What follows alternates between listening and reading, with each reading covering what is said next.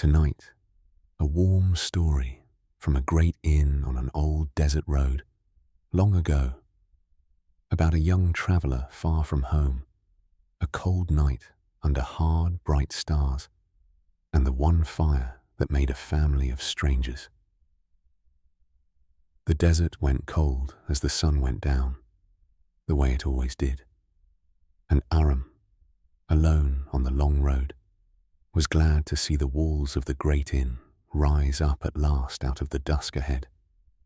He had been walking since before noon, leading his one camel by its rope, and he was young and a long way from home, and tired in the particular way of someone who has been among strangers and strange country for many days, with many more still to go. The road he walked was an old one, older than anyone, a thread of beaten track across the wide pale sand that traders had followed for hundreds of years, carrying their goods from one far city to another. And every so far along it, about a day's journey apart, there stood one of the great inns, a high square fort of stone and mud brick, with thick walls and one wide gate, built long ago for no other reason than to take travellers in for the night, to give them and their beasts a safe wall against the cold and the dark, a well of water, and a place to rest before the next long day. Aram had stopped at one every night of his journey. He was always glad to see them, but he had not yet felt at home in one, for he travelled alone, and the inns were full of strangers. This one rose ahead of him now, dark against the last red of the sky, its walls warm-coloured in the dying light, a thread of smoke going up from within. As he came near, the great gate stood open, and the sounds of it came out to meet him, beasts and voices in languages he did not know, and somewhere a small bell, and under it all the deep murmur of many tired people settling in for the night. Aram led his camel in through the gate, into the great open courtyard within, and stood a moment at the edge of it all, a stranger, not quite knowing where he fit. It was a feeling he had grown used to these last weeks on the road. So he found a clear bit of wall and led his tired camel over to it and began, quietly, to see to it for the night. The courtyard was a small world of its own, walled all around against the night. In the middle of it was the well, and all around the edges, under the arches of the walls, the travellers were making their camps, each little group to itself, their beasts couched and unloaded, their bundles set down. There were more people than Aram had expected, and they had come, he could see, from everywhere. There was a long camel train of traders, with bolts of cloth and boxes of who knew what, their drivers calling to the beasts in a speech all of its own. There was a family travelling together, a woman and her children, and an old grandmother, settling into a corner with the ease of people who had done this many nights. There were two merchants in fine dusty robes, and a lone holy man with nothing but a staff and a bowl, and a man with a cage of small bright birds, and others, and others, people who, Aram thought, looking round, had between them more languages than he had ever heard, and faces from lands he could not even name. They watered their camels at the one well, taking turns, easy about it, nodding to one another, strangers all, and went on with their settling. Aram watered his own camel when his turn came, and led it back to his bit of wall, and folded its legs under it for the night, and gave it the last of his fodder, and rubbed the road dust off its long, patient nose. The camel groaned and chewed, and was content. That much, at least, he knew how to do. That much was the same in every language. But when the camel was seen to, and there was nothing left to busy himself with, Aram sat down against the cold wall with his blanket round his shoulders, alone at the edge of all that murmuring strangeness, and did not quite know what to do with himself. The way you don't, when everyone around you belongs to someone, and you belong, just now, to no one. Above the open courtyard, the first hard, bright stars were coming out in the darkening sky. Then, as the dark came down full, and the cold came with it, they lit the fire. Not the little cooking fires of the separate camps, those were lit too, but the great fire in the middle of the courtyard by the well. A big open fire of brushwood and dried dung and a little precious wood, built up by the keeper of the inn and whoever helped him, until it caught and climbed and threw its light and its heat out across the whole courtyard. And at the lighting of it, something in the place changed. For the cold of the desert night is a real cold, a deep and serious cold. And there is only one truly warm place in all that dark, and it is the fire. And so, one by one, from all their separate corners, the travellers got up and drifted toward it. The traders came, and the family, and the merchants, and the holy man, and the bird seller, drawn out of their own small camps by the one big warmth, and they settled themselves down around the great fire in a wide ring. All of them, the whole strange mixed company of the road, their faces turning gold in its light. Aram watched them gather from his place by the cold wall. He was cold too. The fire was warm and bright, and he wanted to go to it. But they were all strangers, in their close circle, speaking their many languages, and he hung back, the way you do, not sure he was wanted, not sure there was a place for him. He sat against his wall a moment longer, alone in the cold, looking at the warm ring of them. And then an old man at the edge of the firelight turned and saw him sitting there in the dark, and lifted a hand and waved him in. Aram got up and came to the fire.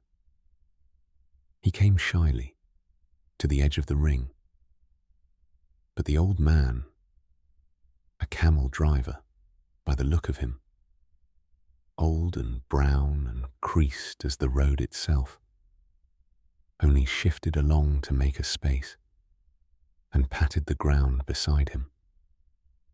And so Aram sat down in the ring of them, in the warmth, at last. No one made a fuss of him. No one asked him who he was, or where he was from, or where he was bound.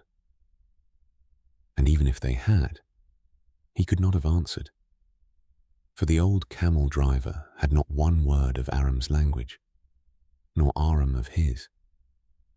But it did not seem to matter. The old man reached behind him and brought out a small battered pot and set it in the embers at the fire's edge. And after a while, it began to steam, and the smell of it came out, mint and something sweet. And when it was ready, he poured a little glass of hot mint tea and held it out, without a word, to Aram. And that was all it took. Aram took the glass in both cold hands. It was almost too hot to hold, and he held it anyway, for the warmth of it, and drank. And the hot, sweet mint tea went down into him and warmed him from the middle out. He looked up to thank the old man and found he did not need words for it. He only nodded and put his hand to his heart. And the old man's creased face creased further into a smile, and he nodded back. And that was the whole of it. And it was enough. Someone else passed him a torn piece of flat bread. Someone moved over a little to give him more of the fire. And just like that, without a single word he understood, Aram was no longer at the edge of it, looking in. He was in it. The fire cracked and threw up sparks toward the stars. The tea went round, and the cold, dark desert drew back from the warm ring of them and waited outside the walls. And so the night went on, around the fire, the way those nights do.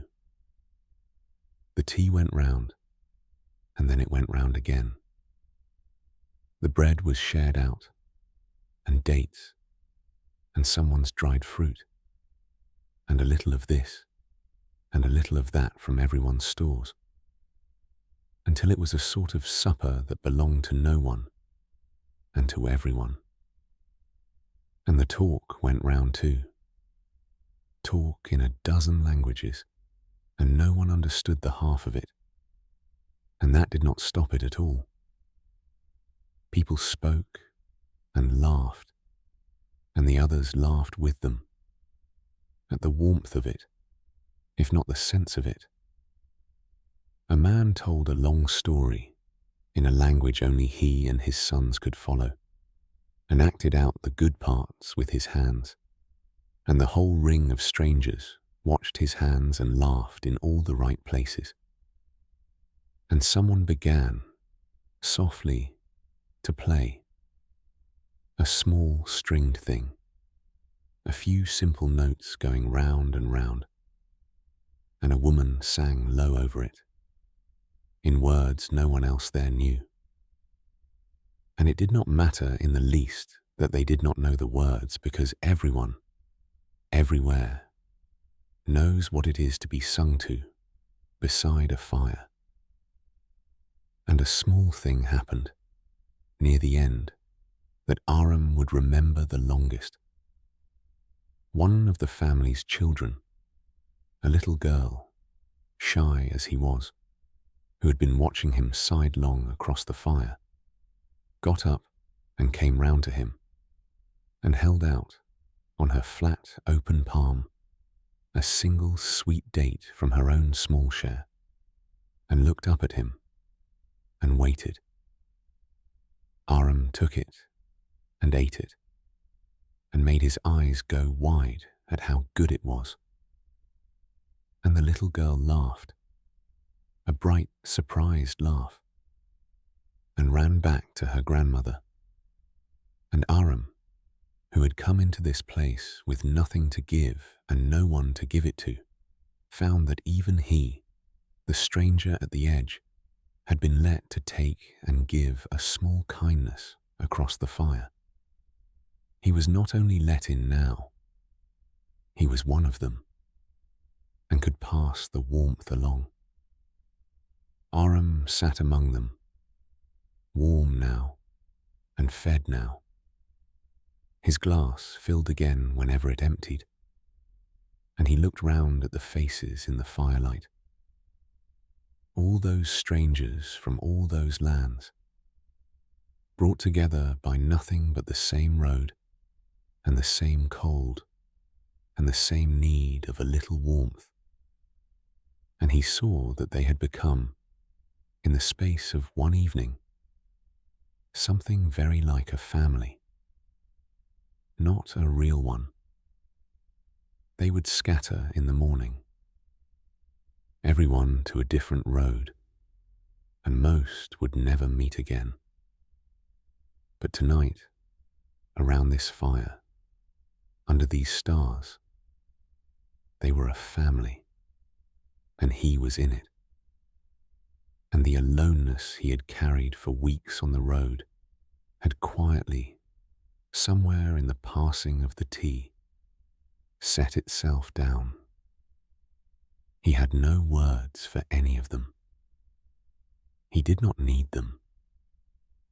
He sat in the warm ring and was one of them, and that was enough. Slowly, as the night deepened, the fire burned down. The stories grew fewer. The music stopped. One by one, the travellers wrapped themselves in their blankets and lay down where they were, around the dying fire, and back in their own corners under the arches. The long day and the warm tea and the late hour, pulling them all down towards sleep at the same gentle pace.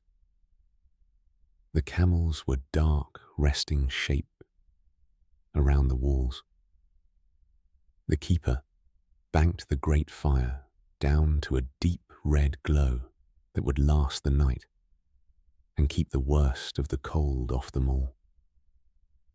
Aram lay down too, among the others, near the warm red embers, with his blanket round him and his head on his bundle.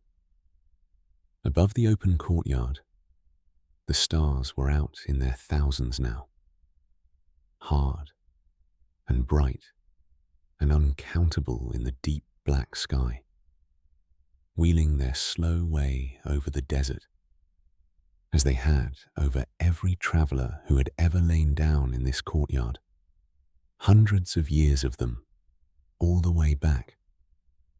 It was a vast and ancient dark up there.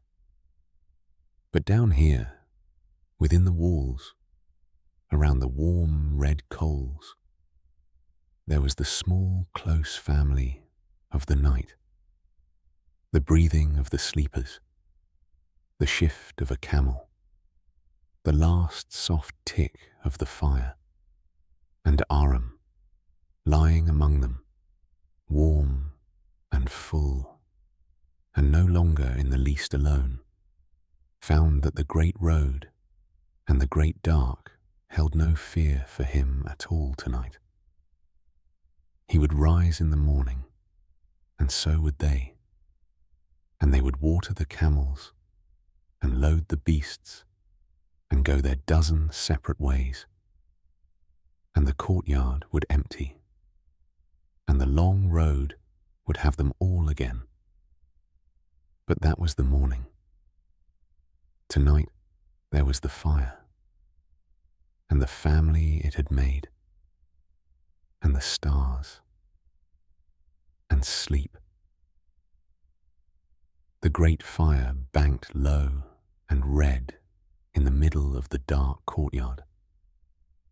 The travellers all asleep around it, the camels resting dark against the walls, the 1,000 hard bright stars wheeling slow over the high open square, and the young traveller, a stranger at dusk, and one of the family by night, asleep at last among them, warm and held, and in no hurry at all for the morning and the road.